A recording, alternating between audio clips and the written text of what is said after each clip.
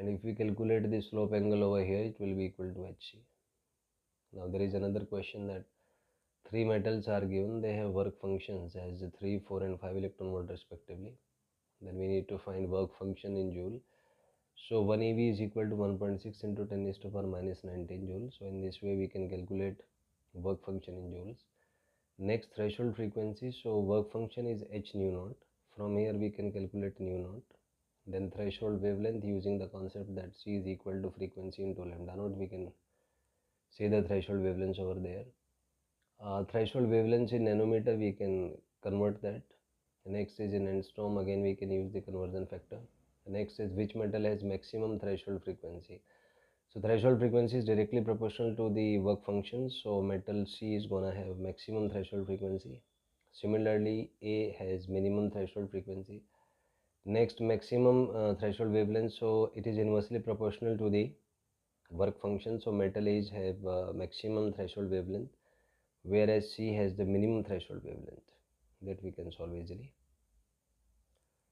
Now there is a question that spectrum, that all the photoelectrons emitted have a spectrum of the speed and kinetic energy, and the kinetic energy of the photoelectrons emitted lies between 0 to a maximum value, which we call as the Kmax. Now for calculating Kmax, we assume that there is interaction between a photon and an electron. So the total, from conservation of energy, we can say that energy of photon is E, and we assume that energy of electron is 0. So that is 5 plus Kmax.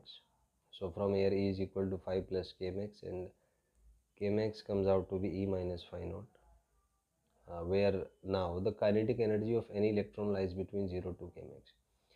Here it should be noted that why there is a spectrum of kinetic energy or speeds, because as you can see over here, when the photons will strike the metal surface, then the most probable, or the, you can say that luckiest electron is that one which does not collide with other electrons in the crystal and just comes out without any interaction.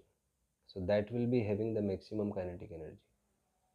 But generally what will happen is, when this photon will interact with the electron, then after absorbing the energy, this electron will collide with other electrons, and in that collision it will certainly lose some electrons, some energy, sorry.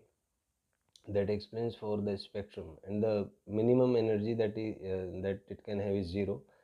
It is for that with the bad luck, and the maximum possibility is that it can lose all of its energy.